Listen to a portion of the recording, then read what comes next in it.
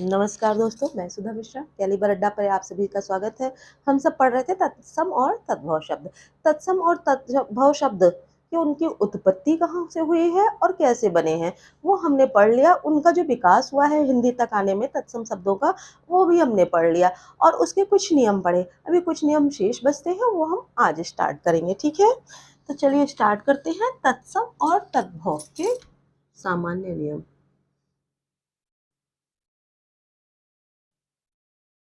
तत्सम और तद्भव, ठीक।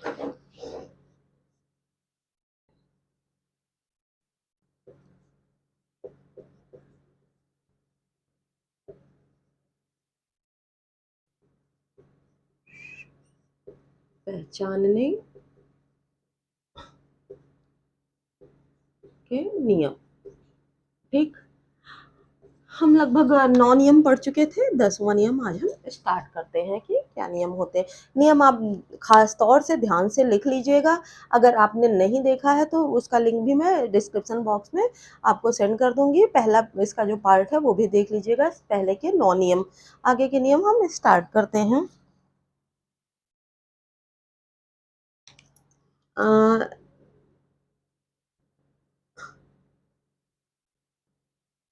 सॉरी, तत्सम से स्टार्ट।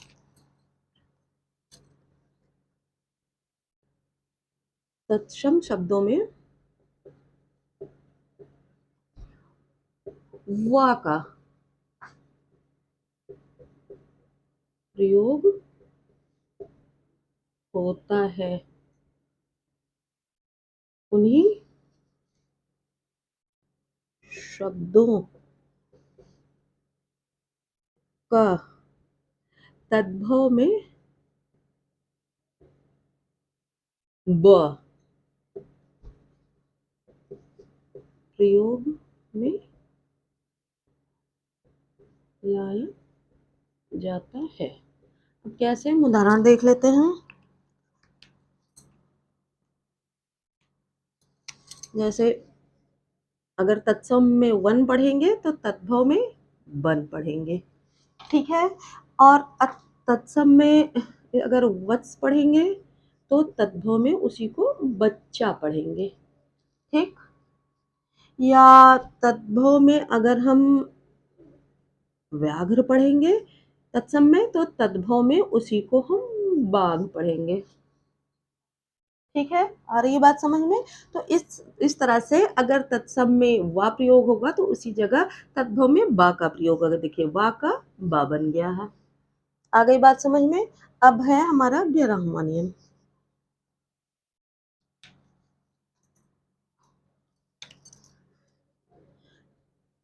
जिन शब्दों में चंद्र बिंदु, चंद्र बिंदु यानी कि जो ये वाला निशान होता है का प्रयोग हो, वह निश्चित ही तद्भव शब्द होगा, ठीक है। जिन शब्दों में चंद्र बिंदु का प्रयोग हो वो तद्भव शब्द ही होगा। कैसे, उदाहरण हम देख लेते हैं। जैसे हम पढ़ते हैं कुआं, ये तद्भव है। अगर तत्सम में इसका प्रयोग होगा तो इसको कूप कहा जाएगा, ठीक। या हम पढ़ते हैं आंख, तो आंख क्या है? ये तद्भव शब्द है, इसका तत्सम होगा अक्ष, ठीक। या हम पढ़ते हैं तांबा, इसका तत्सम होगा ताम्र, ठीक। या हम पढ़ते हैं चांद, इसका तत्सम होगा चंद्र, ठीक है। इस तरह से हम देखते हैं कि जिसमें चंद्र बिंदु का प्रयोग हो वो तद्भव शब्द ही होते हैं। अभी और भी इसके उदाहरण लिखाऊंगी। अब अगला नियम हम देखते हैं कि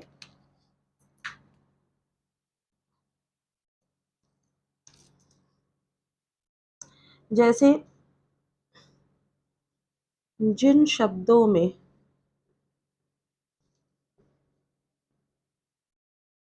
चंद्र बिंदु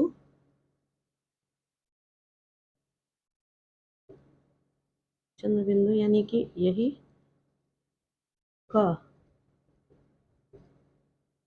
प्रयोग हो और उसके विपरीत यानी कि जो अपोजिट में जो हो,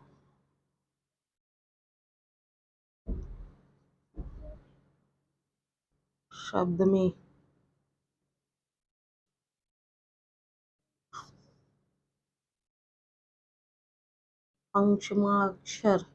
पंचमाक्षर यानी कि अंगा, इया, अड़ा, ना और माँ हो तो वह तत्सम होगा। ठीक है, जैसे जन्म बिंदु का प्रयोग जहाँ है वो तो तद्भव होगा ही, लेकिन उसके विपरीत में जहाँ पंचमा अक्षर का प्रयोग हो रहा हो वो शब्द तत्सम होगा। अगर आपको पहचानना है कि तत्सम है और क्यों है तो वो इस वजह से, जैसे देखिए चांद है ना, इसके विपरीत में हम क्या प्रयोग करते हैं, चंद्र। यहाँ का प्रयोग है ना, पंचमाक्षर है तो इसलिए यह तत्सम ही होगा। या हमने कहा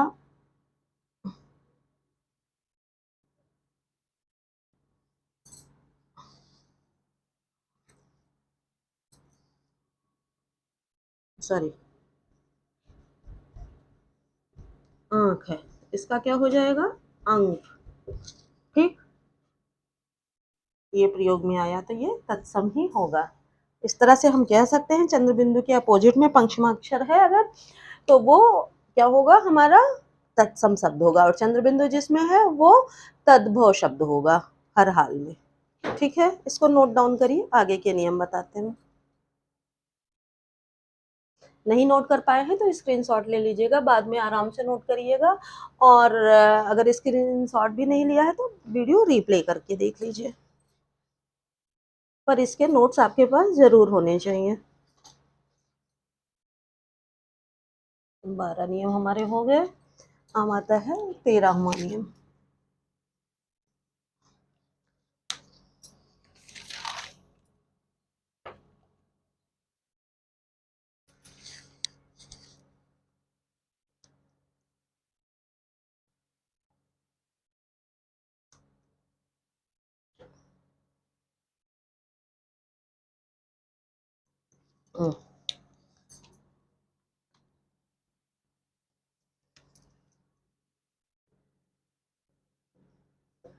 कभी कभी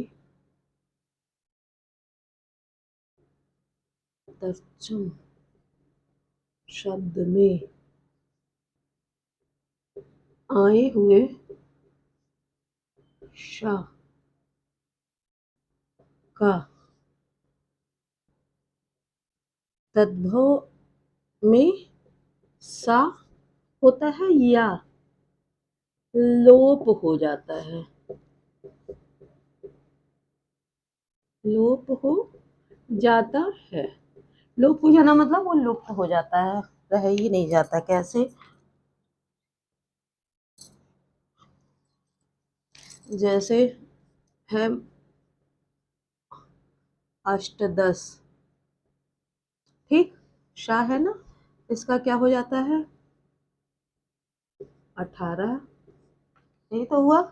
या है आशीष, शाह है ना, इसका क्या हो जाता है तत्सम में, तद्भव में आ, सॉरी अब मात्रा नहीं रहती है, असीस।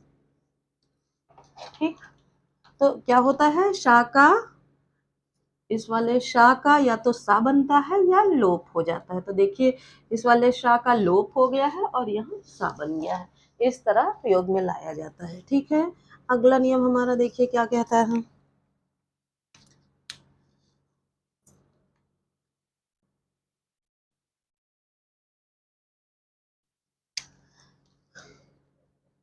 यदि तत्सम शब्द स्था स्थ से शुरू होते हैं तो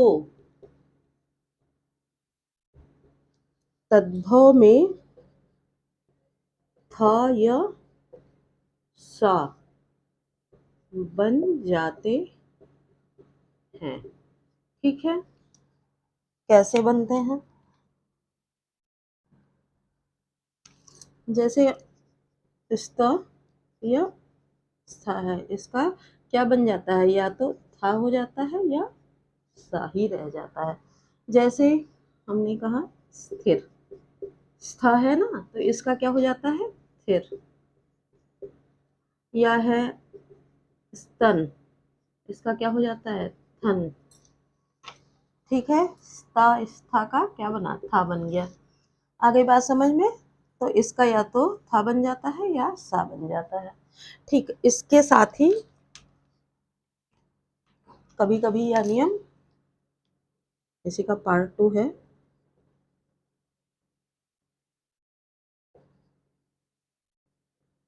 कभी कभी यह नियम मध्य में, ऐसा नहीं है कि यह शुरू में ही होता है, कभी कभी यह मध्य में आए हुए शब्दों पर भी लागू होता है। कैसे मध्य में, कैसे इसका होता है? जैसे ने कहा हस्त, ठीक, तो इसका क्या होता है? हाथ। या हमने कहा पुस्तिका, पुस्तिका का तद्भव क्या होगा? पोथी। ठीक है, या देख लीजिए यहाँ पे मध्य में आया हुआ है तो भी था बन गया है, मध्य में आया हुआ है तो भी था बन गया है। ठीक है, ये नियम भी नोट डाउन करिए, आगे के नियम आपको बताती हूँ, स्क्रीनशॉट लेते चलिए।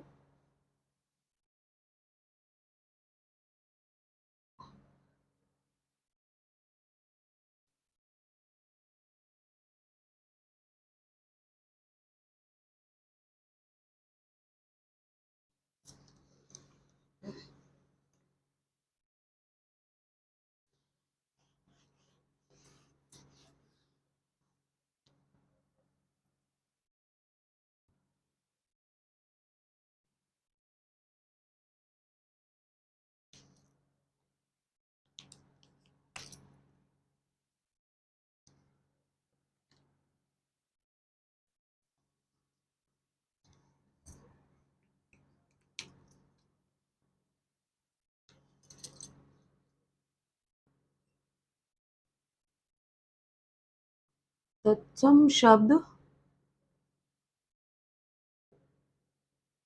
कभी था से शुरू नहीं होते, इसी प्रकार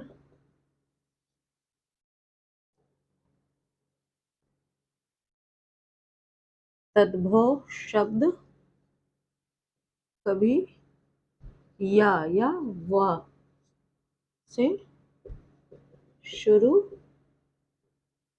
नहीं होते हैं। ठीक है, जो अगर था से शुरू है तो वो हर हाल में क्या होगा? तद्भव होगा, तत्सम नहीं शुरू होते। और या व से शुरू होता है जो, वो तत्सम शब्द ही होगा। ठीक है,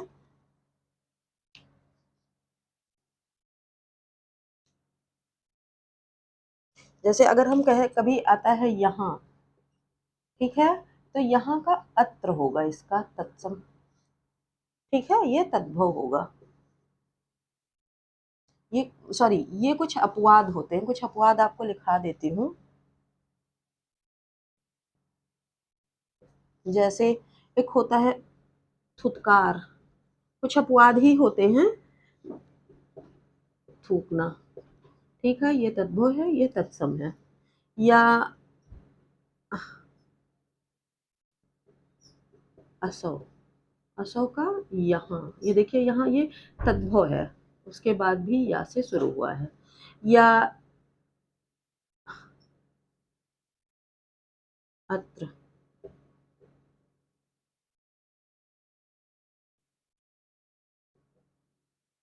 या तत्र, वहाँ, या और वा से शुरू है। ये कुछ अपवाद शब्द हैं। ऐसे ही कुछ और भी अपवाद हैं, जैसे विक्षोभ, विक्षोभ, विक्षोभ, ये तत्सम है, इसका तद्भव क्या होगा, विक्षोभ। तो यहाँ पे ये नियम लागू नहीं होगा। यहाँ पे ये अगर हम छा और छा वाला नियम लगाएं वो लागू होगा। आ गई बात समझ में? तो जहाँ जो अपवाद आपको मिलते हैं, पहले भी आपको बता चुकी हूँ, वहां वो नियम नहीं लागू होते, यहाँ हम ये नियम लागू कर लेंगे। ठीक है, वहां हम दूसरे नियम लागू करेंगे। आ गई बात समझ में?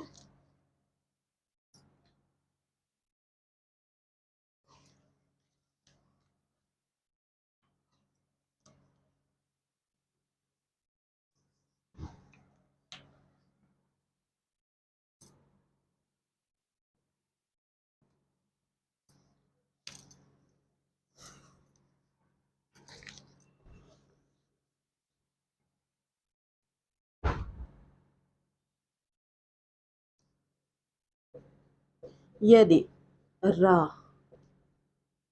किसी वर्ण के ऊपर, ऊपर जब आता है तो क्या बन जाता है, रेफ। रेफ यानी कि ऐसी वाली मात्रा आए तो वह शब्द तत्सम ही होगा, या इस रूप में आए तब भी।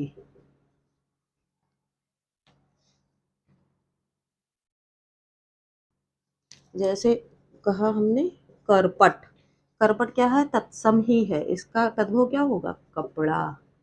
ठीक है, या हमने कहा गर्म, इसका क्या होगा, तत्सव तद्भव गरम। नर्म, नरम। ठीक, या अगर हम इस वाले रा की बात करें, चक्रवात, चकवा। ठीक, या हमने कहा विनम्र, तो इसका नरम, यही होगा। ठीक, तो इस तरह से ये रा या ये रा आए तो वो तत्सम शब्द ही होगा। आ गई बात समझ में? अब अगला नियम हम देखते हैं।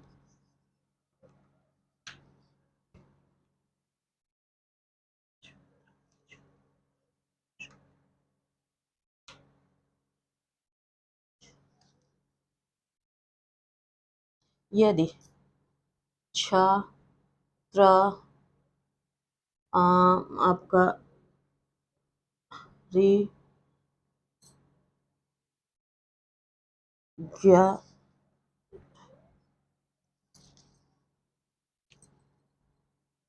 द, और आपका श्री जैसे संयुक्त वर्ण आए तो वह शब्द निश्चित रूप से तत्सम ही होगा। ठीक है, यस, ही होगा। ठीक है, यदि हम तत्सम और तद्भव में छांटने को मिल जाता है तो उसमें छात्र, री, ज, श्री ऐसे शब्द आते हैं, तो वो शब्द क्या होगा, निश्चित रूप से क्या होगा, तत्सम ही होगा। तत्सम में ही इन शब्दों का प्रयोग होता है। ठीक है, संस्कृत में ही ज्यादा इन शब्दों का प्रयोग होता है, हिंदी में इन शब्दों का प्रयोग जरूरत, बहुत ज्यादा जरूरत पड़ने पर ही होता है। ठीक है, कम ही होता है, इसलिए ये शब्द तत्सम ही होंगे। उदाहरण देख लेते हैं, जैसे गृह का घर, ठीक, या हो गया साक्षी, साक्षी, ठीक, या हम श्रृंगार, इसका तद्भव होगा श्रृंगार, ठीक है।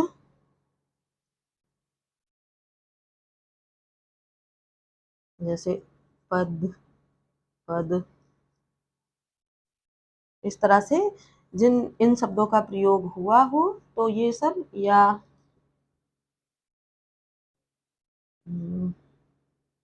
पत्र, पत्ता, ठीक है। तो इन संयुक्त शब्दों का प्रयोग हुआ हो तो वो क्या होगा, निश्चित रूप से तत्सम ही होगा। आ गई बात समझ में? इसको नोट डाउन करिए, आगे के नियम आपको बताती हूँ।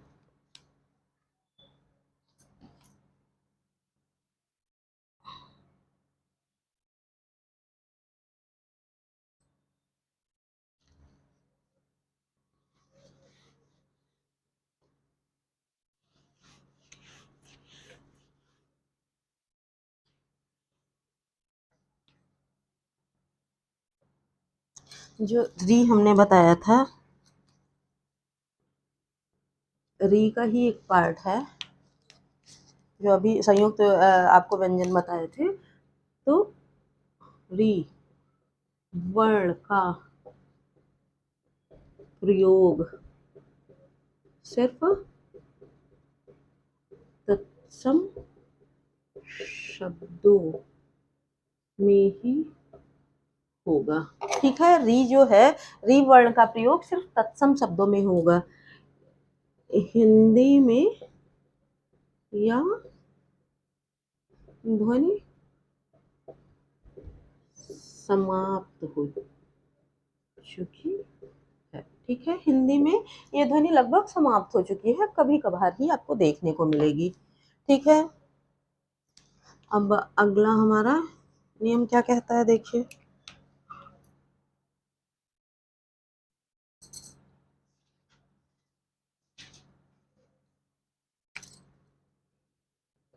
यदि शा का प्रयोग हो तो तत्सम और उसके विपरीत सा का प्रयोग हो तो वह तद्भव ही होगा, ठीक है। कैसे, उदाहरण देख लेते हैं।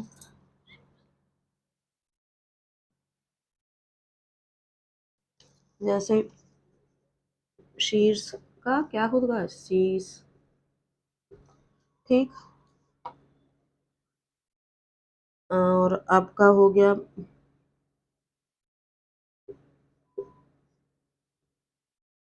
शाक, शाक का क्या हो जाएगा, साग हो जाएगा, ठीक। तो ये तत्सम ही है और ये तद्भव ही है, जो सा वाले हैं। आ गई बात समझ में? अभी आपको एक एक दो दो उदाहरण दे रही हूँ, अभी इसके बाद नियम हमारे कंप्लीट हो जाए, इसके बाद बहुत सारे शब्दों की श्रृंखला आपको दूंगी, ठीक है।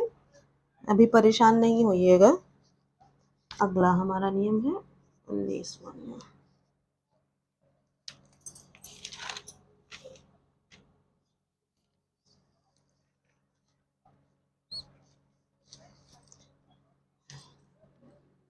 ये इसी का सब पार्ट है। कभी कभी शा, जैसे सा का प्रयोग हुआ है ना, तो कभी कभी शा का लोप भी हो जाता है। कैसे लोप होता है, देखिए उदाहरण से।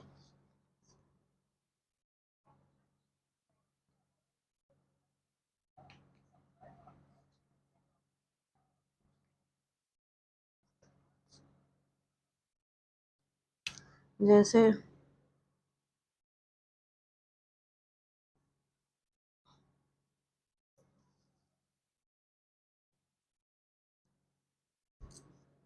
स्फुटन का है फूटना, ठीक।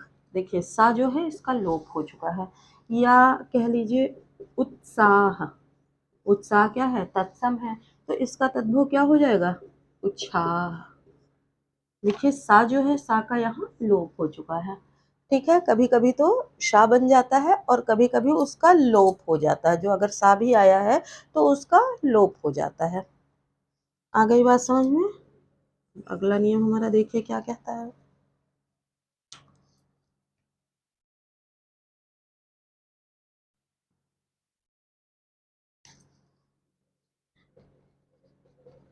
अधिकतर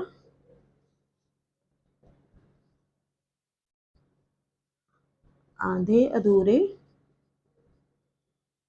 और संयुक्त वर्णों का प्रयोग तत्सम में ही होता है। ठीक है, देखिए यही देख लीजिए, आधे अधूरों का हुआ है, आधे शब्द जो है इनका किसमें, तत्सम में ही प्रयोग हुआ है। आगे भी उदाहरण देख लेते हैं हम।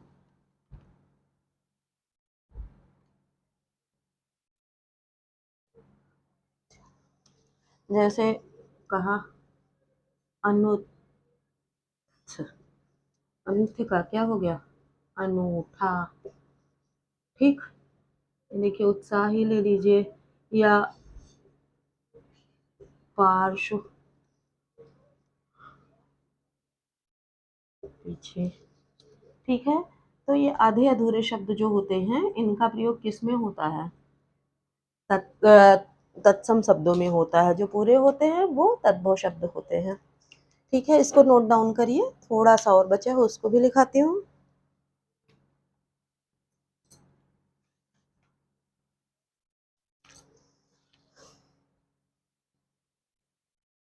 रब कर रही हूँ, स्क्रीनशॉट लीजिएगा या वीडियो दोबारा देखिएगा।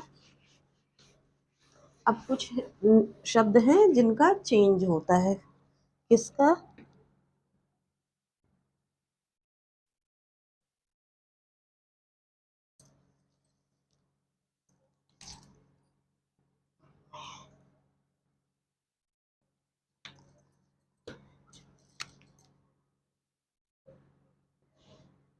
तत्सम शब्दों में आए कुछ वर्णों का बदलाव निम्न प्रकार से होता है। अब कैसे होता है देखिए,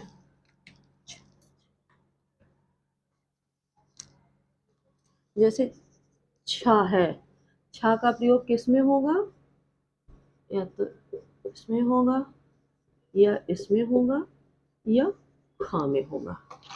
ठीक है, अब दूसरा देखिए, अगर ज्ञा है तो ज्ञा का प्रयोग किस में होगा, चेंज जा में हो जाएगा। ठीक, तीसरा देखते हैं, त्रा, त्रा का प्रयोग किस में हो जाएगा, ता में हो जाएगा। ठीक,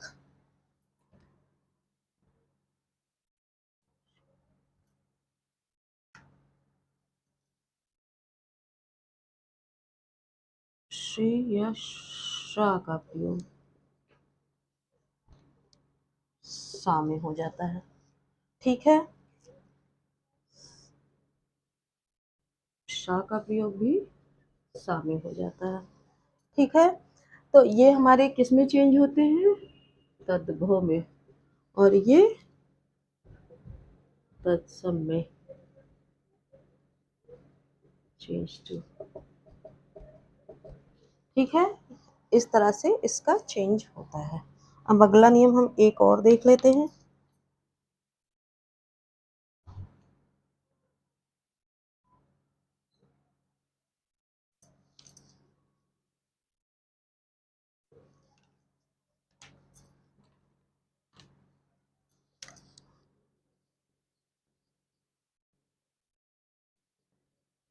कभी कभी, ये सदैव नहीं होता है, कभी कभी ध्यान रखिएगा। तत्सम व तद्भव दोनों में अनुस्वार का प्रयोग सिर्फ तद्भव में होगा। ठीक है, कैसे होगा?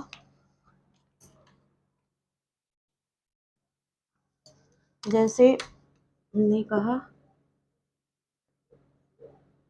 कंगन, देखिए प्रयोग है, ये तद्भव है, इसका तत्सम क्या होगा? कंकण। ठीक है, तो इसमें हम पंचमाक्षर, इसमें हम मतलब ये देखेंगे कि प्रयोग किस प्रकार से हुआ। या नग्न, ये तत्सम है, इसका तद्भव क्या होगा? नंगा। ठीक, या तत्सम हमारा है पक्षी, इसका क्या होगा तत्सम? तद्भव पंछी, तो ये छा का छा, ये वाला नियम यहाँ काम करेगा। ठीक है, ये आधे अधूरे शब्दों वाला नियम काम करेगा। तो यहाँ हम दूसरे नियम को लागू कर लेंगे, इसीलिए सारे नियम आपको बताए हैं। ठीक है, तो जब सारे नियमों पे खरा उतरेगा तो वही उसी हिसाब से आप तत्सम और तद्भव शब्दों का डिवीजन करिएगा।